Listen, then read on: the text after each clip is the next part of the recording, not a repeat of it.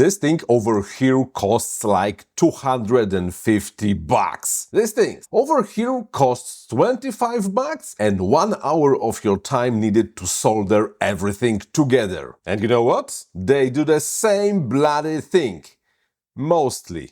At least. What connects those two devices is that they are incident light meters capable of working with photo-video units. You know, shutter speed, aperture, ISO, that kind of stuff. And to show you the results. Only one is made by a big, respectable company, and the other one I hacked together in the budget with a little help of a 3D printer. Anyhow, I digress. What I want to show you is, like you probably figured it out, do it yourself and hacked without mercy incident light meter I built some time ago. Come on, get closer. You won't see anything from that far. You can buy cheap light meters everywhere. But if they are not intended for cinematography or photography, they will return light intensity in luxes. And lux is a linear scale, opposed to the logarithmic scale of EV used in photography. Trust me, you won't be running this equation in your head to compute aperture from shutter and lux value, even assuming ISO is 100 and there is no ND filter. Full math is more complex than that. If you're confused, good. That means you're learning. That's why what is really missing is implementation of math I just mentioned and some more, plus some easy-to-use user interface. For that, one needs a microcontroller and a display of some sort. Here comes the Open Cine Light Meter, based on ESP32, SSD1306 OLED and VEML 7700 light sensor, plus a 5-way joystick and some additional components. Why ESP32? It's cheap, it's reliable and quite a powerful microcontroller. If one day I decide to add Bluetooth or Wi-Fi functions to this light meter,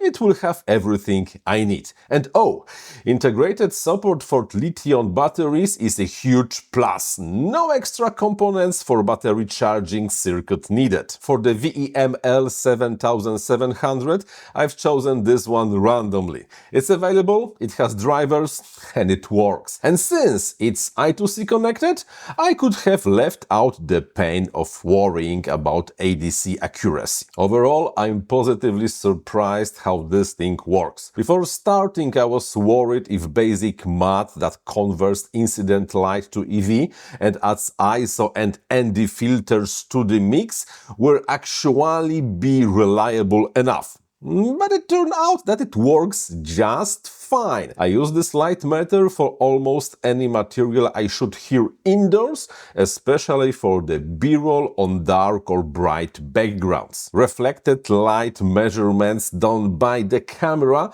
always struggle with such conditions, and I practically always had to adjust exposition in post-production. With Open Cine Light Meter, it's just much easier to get correct exposure. Just set the camera to manual mode, place the lights, enter the same ISO, shutter speed and used ND filter in the camera and the light meter, and direct the light meter towards the camera to read required aperture. Easy peasy. Of course, it's not perfect and has a few issues. First of all, this setup struggles with light that comes from the sides of the light sensor. As getting and calibrating some kind of the light down was too hard to get repeatable results, I kinda decided to ignore this problem. As long as there is no strong light coming from the side, accuracy is just fine. The second problem is that originally I wanted to give this light meter an option to work with both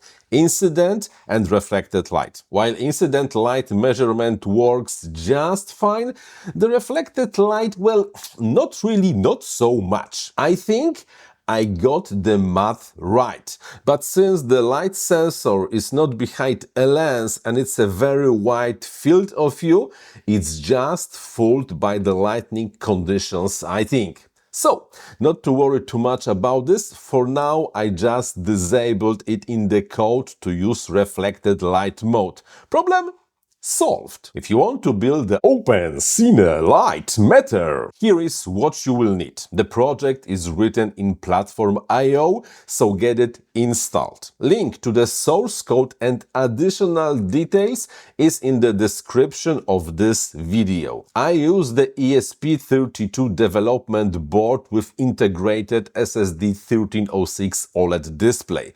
You can use whatever you want. Code should work with ESP32S3 and even ESP32C3, but some adjustments will be needed. If I have 2 cores on ESP32, I will use both cores of ESP32. However, since the ESP32C3 has only 1 core, that won't work. Want it? Luckily, the code that fixes that particular problem should not be really that hard. You rather will have to remove some code instead of adding it. Also, depending on which SSD1306 OLED you have, you might need to adjust initialization procedure. The one I used requires to cycle reset pin during startup and keep it high later. If your SSD1306 has no reset pin, comment that code out. To keep things simple, both OLED and the light sensor